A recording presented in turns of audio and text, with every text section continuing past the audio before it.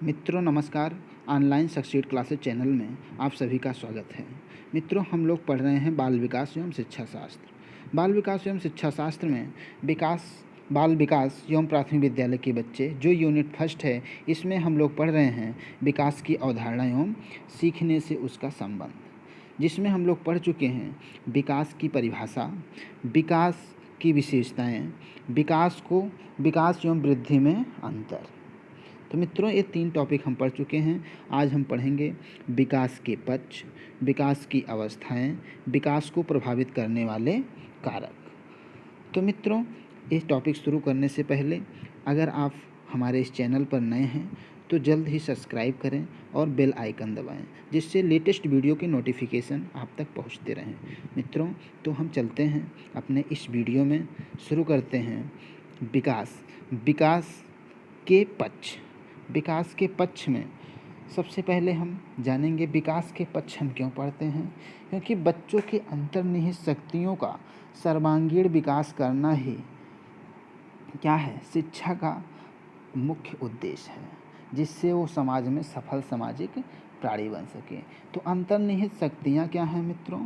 अंतर्निहित शक्तियाँ वह हैं जो बच्चों या बालकों में क्या होती हैं, क्षमताएं होती हैं या योग्यताएं होती हैं, उन्हीं का हमें क्या करना है, सर्वांगीण विकास करना है। सर्वांगीण विकास किसका करना है? सभी पक्षों का करना है।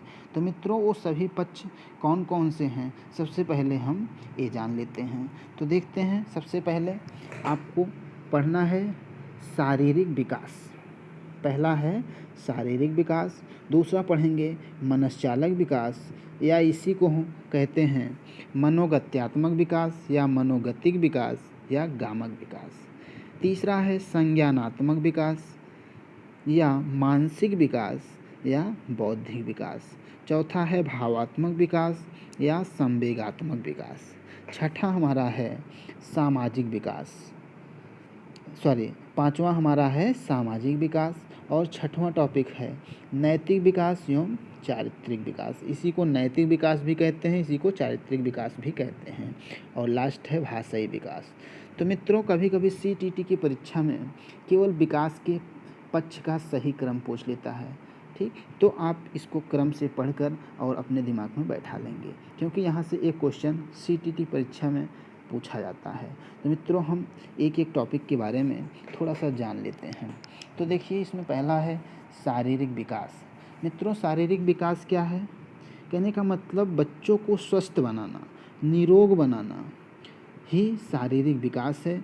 अरस्तु का कथन है स्वस्थ शरीर में स्वस्थ मस्तिष्क का निर्माण होता है।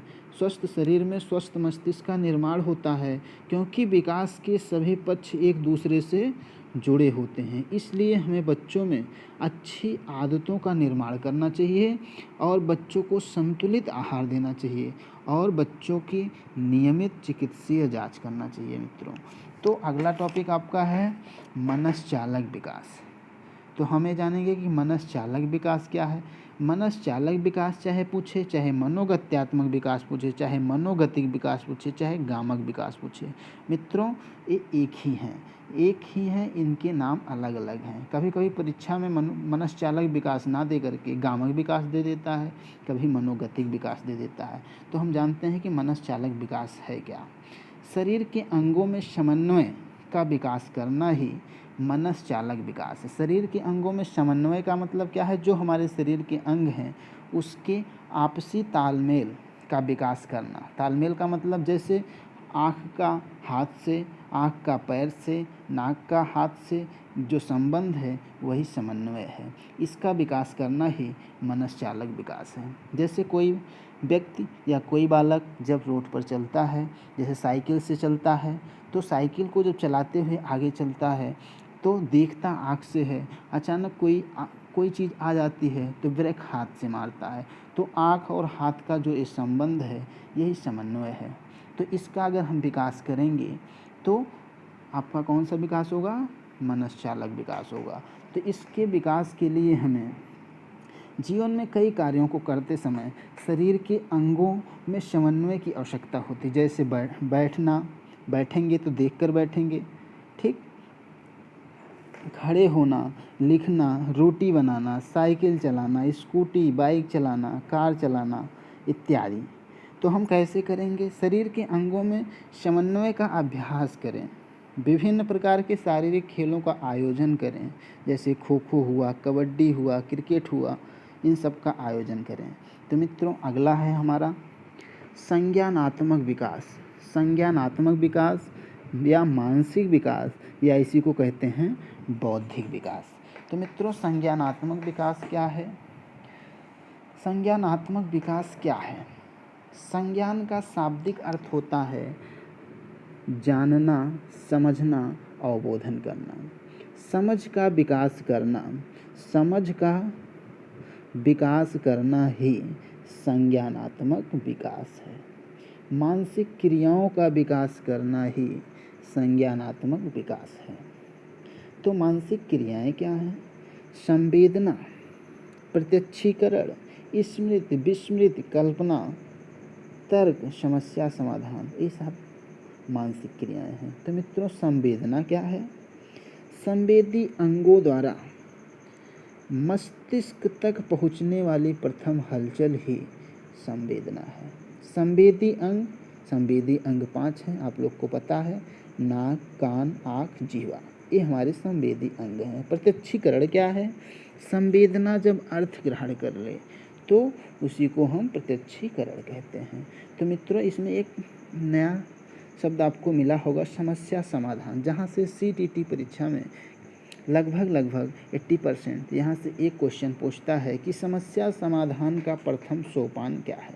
तो मित्रों, पहले हम समस्या समाधान का सोपान जानते हैं। तो मित्रों, समस्या समाधान का प्रथम सोपान समस्या की पहचान, दूसरा समस्या का विश्लेषण करना, तीसरा योजना का निर्माण करना, चौथा योजना का क्रियान्वयन करना, और पांचवा योजना का मूल्यांकन करना। तो मित्रों, कभी कभी यही पूछता है कि समस्या समाधान का अंतिम सोपान क्या है?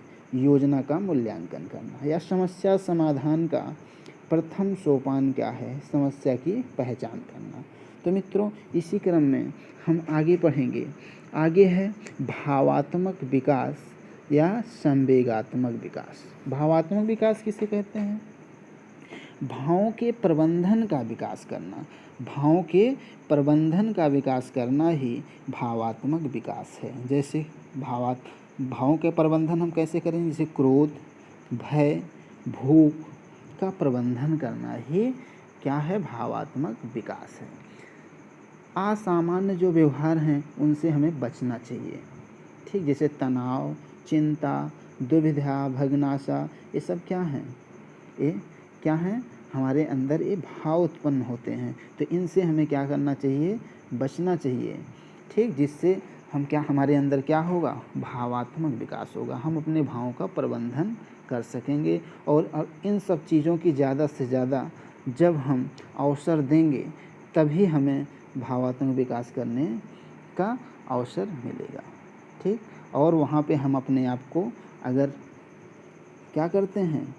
रोकते हैं। जो हमारे अंदर तनाव, चिंता, दुविधा, क्रोध, ये सब जो आते हैं, इनसे हम बचते हैं, इनको हम कंट्रोल करते हैं, तब तो हमारे अंदर भावात्मक विकास है। मित्रों, इसी क्रम में हम अगला टॉपिक पढ़ेंगे, सामाजिक विकास। सामाजिक विकास क्या है?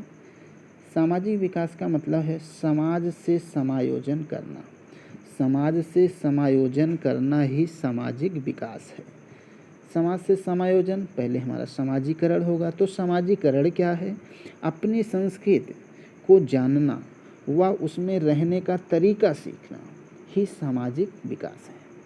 कहने का मतलब अपनी संस्कृति को जानना व उसमें रहने का तरीका सीखना ही सामाजिक विकास है या सामाजीकरण है।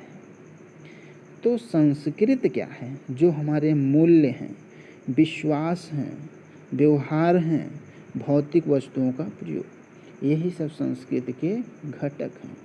तो मित्रों, हमें सामाजिक विकास कैसे करना चाहिए और क्यों करना चाहिए? जब अच्छे समाज के निर्माण के लिए हमें सामाजिक विकास करना चाहिए। और कैसे करें? अगर हम एक अध्यापक हैं या अध्यापक बनने जा रहे हैं तो शिक्षक स्वयं अपने शिक्षक स्वयं अच्छे मूल्यों एवं विश्वासों के अनुसार व्यवहार करें। शिक्षक स्वयं अच्छा व्यवहार करें तथा स्वयं भौतिक वस्तुओं का प्रयोग अच्छे से करें, तभी क्या होगा, सामाजिक विकास होगा। तो मित्रों, इसी क्रम में अगला विकास है नैतिक विकास एवं चारित्रिक विकास। नैतिक विकास क्या है? नैतिक नियमों को सीखना ही नैतिक विकास है। जैसे समाज सम्मत नियम, समाज के द्वारा स्वीकृत नियम, जैसे बड़ों का सम्मान करें, सदैव सत्य बोलें, समय का पालन करें, जीवों पर दया करें, ईमानदार बने, कर्तव्यनिष्ठ बने आदि। नैतिक विकास हम क्यों करते हैं? अच्छे समाज के निर्माण के लिए करते हैं। और कैसे करते हैं? इसमें भी शिक्षक स्वयं नैतिक नियमों का पहले क्या करना चाहिए? शिक्षक को पालन करना चाहिए। नैतिक मूल्य पर कहानियाँ, नाटक आदि सुनाएं व भूमिका निर्वाह कराएं, जिससे बच्चे के मन में या बच्चे के अंदर नैतिक विकास अच्छे से हो सके। नैतिक तैरकड़ा के अवसर दें। कहने का मतलब क्या करना चाहिए, क्या नहीं करना चाहिए, मोरल रीजनिंग, नैतिक तर्कड़ा के अवसर देना चाहिए। इसके बाद लास्ट है मित्रों भाषाई विकास। भाषाई विकास क्या है? भाषाई विकास क्या है? भाषा के आधारभूत कौशलों का विकास करना भाषाई विकास है। भाषा के आधारभूत कौशलों का विकास करना भाषाई विकास है। भाषा के आधारभूत कौशल कौन कौन से हैं? सुनना, बोलना, पढ़ना, लिखना। कहने का मतलब इसकी एक ट्रिक है,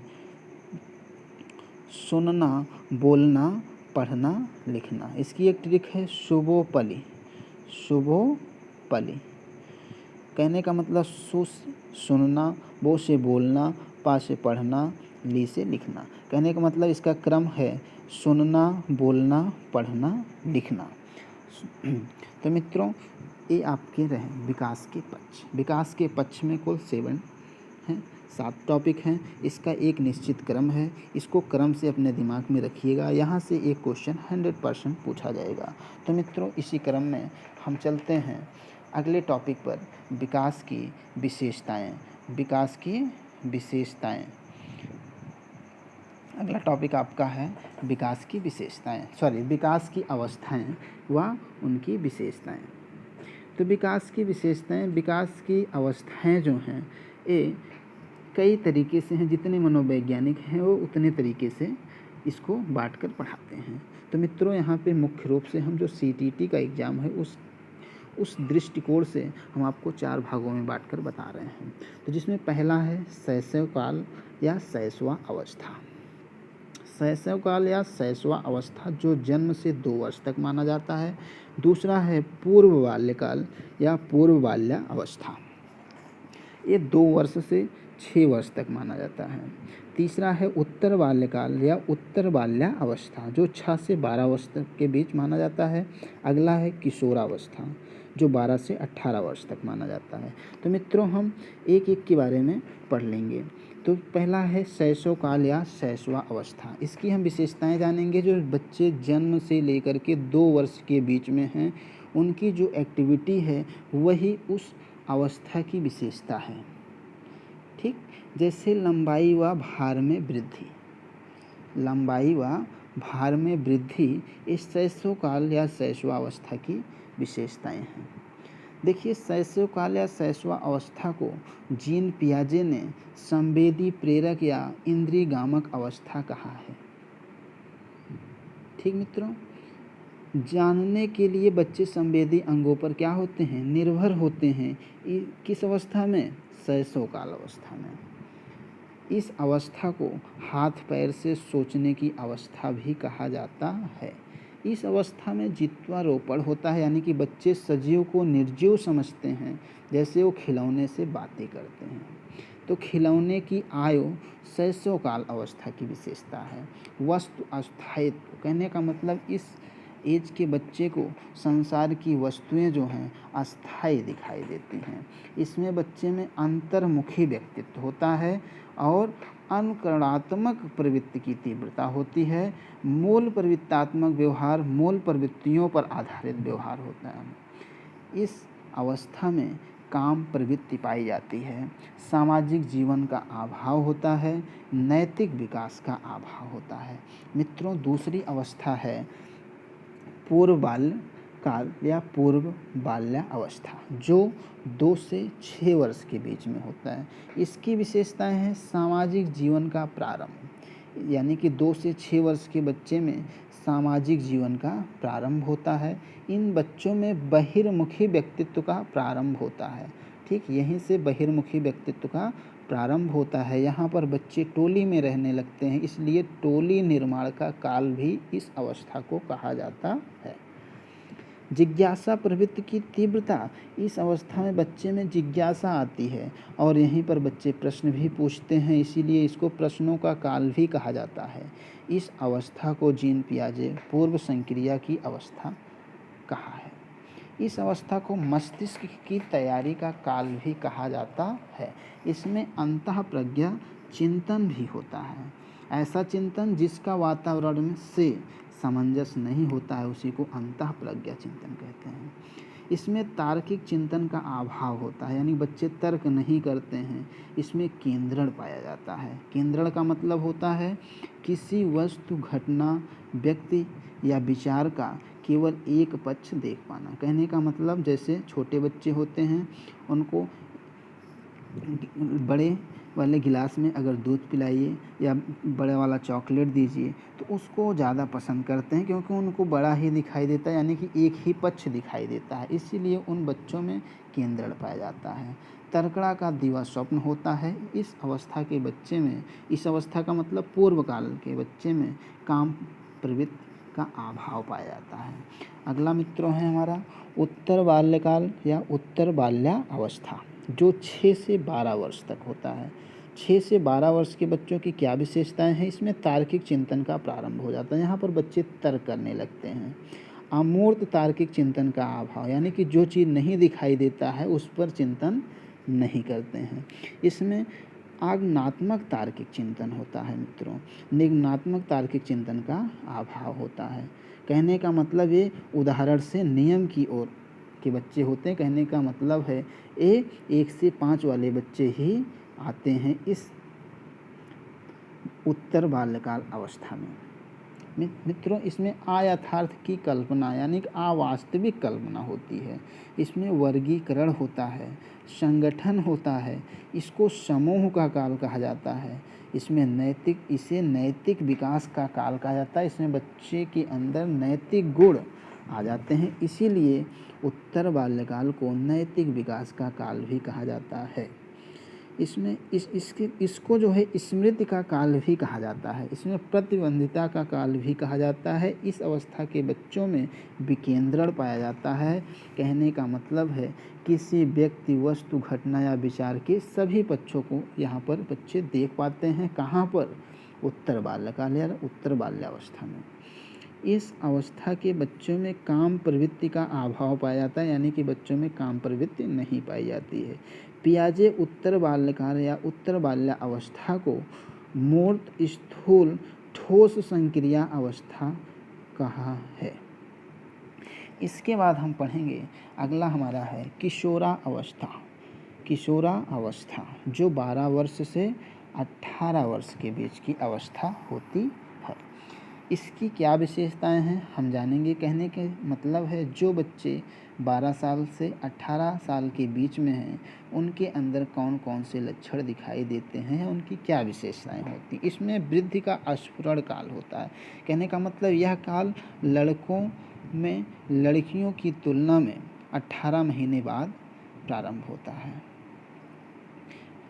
इसमें शारीरिक एवं मानसिक क्षमताओं में तीव्र विकास होता है। इसमें शारीरिक एवं मानसिक क्षमता में तीव्र विकास होता है।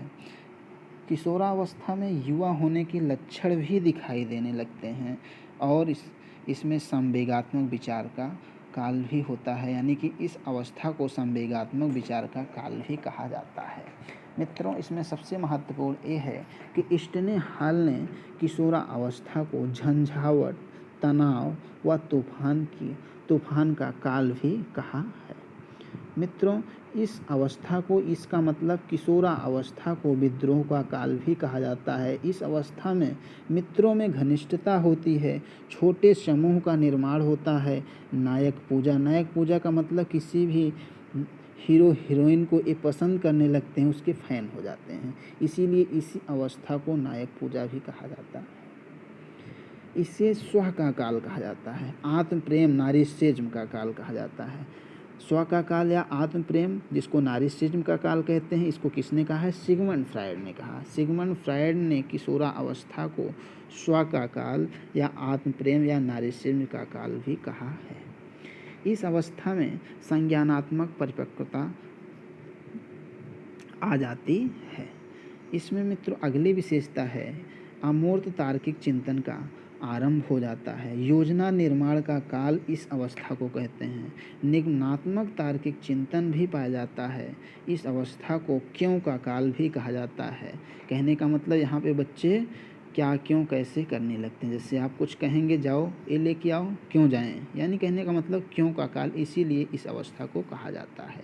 मैं भी कुछ हूँ, यानी कि हम नाम की भावना जो है इसी अवस्था में बच्चों को आ जाती है। इसलिए पियाजे किशोरा अवस्था को अमूर्त, औपचारिक, आकारिक, तात्विक, रूपात्मक या संक्रिय अवस्था कहा है। मित्रों इस अवस्था में डेटिंग होती है, यानी कि विषम लिंगियों का एक दूसरे को जानने का प्रयास करते हैं, यानी लड़के लड़कियों को, लड़कियां लड़कों को जानने का प्रयास इसी अवस्था में करते हैं। इसीलिए इस अवस्था में आदर्शमूलक चिंतन पाया जाता है और यथार्थ कल्पना होती है। तो मित्रों इसी के साथ हमारा ये भी टॉपिक समाप्त होता है, विकास की अवस्थाएं एवं विकास की अवस्थाओं की विशेषताएं। तो मित्रों हम अवस्थाएं भी आपको बता दिए और एक एक करके सबकी विशेषता भी बता दिए। इसको आप ध्यान से पढ़ लीजिएगा और समझ लीजिएगा। मित्रों चलते हैं हम अपने अगले टॉपिक पे, जो विकास को प्रभावित करने वाले कारक हैं। विकास को कौन से कारक प्रभावित करते हैं? तो मित्रों विकास को प्रभावित करने वाले कारक दो हैं। एक है वंशानुक्रम या आनुवांशिक कारक, दूसरा है वातावरणीय कारक। तो मित्रों आनुवांशिक कारक कौन से हैं जो विकास को प्रभावित करते हैं? जैसे शरीर की संरचना या गठन, आँखों का रंग, बालों का रंग, त्वचा का रंग, बुद्धि। मित्रों बुद्धि क्या है? विभिन्न योग्यताओं का समूह ही बुद्धि है। अभिक्षमता किसी विषय क्षेत्र में योग्यताओं का समूह, यानी किसी भी विषय क्षेत्र में योग्यताओं का समूह ही अभिक्षमता है। इसके बाद है मूल प्रवृत्तियाँ, सामान्य प्रवृत्तियाँ, सृजनशीलता ही क्या है? आनुवांशिक कारक हैं जो विकास को प्रभावित करती हैं। तो मित्रों यहाँ पे आपको पता चला कि सामान्य प्रवृत्तियाँ क्या हैं, जैसे सहानुभूति, अनुकरण, निर्देश, सहज क्रियाएं, स्वतः स्फूर्त क्रियाएं, ये सब क्या हैं? आनुवांशिक कारक के लक्षण हैं। तो मित्रों वो वातावरणीय वो कौन से कारक हैं जो विकास को प्रभावित करते हैं? तो हम देखेंगे वातावरणीय कारक। वातावरणीय कारक में परिवार, विद्यालय, समुदाय, संस्कृति, शिक्षक, समवयस्क मित्र, चिंतन पैटर्न, दूरसंचार के साधन, पोषण, पास पड़ोस। तो मित्रों यही कारक हैं जो वातावरणीय कारक हैं और विकास को प्रभावित करते हैं। तो मित्रों आज के वीडियो में इतना ही, आगे हम अगले वीडियो में बताएंगे। तो मित्रों अगर हमारा वीडियो आप लोग को अच्छा लगा हो तो लाइक करें, सब्सक्राइब करें तथा मित्रों में ज़्यादा से ज़्यादा शेयर करें। धन्यवाद।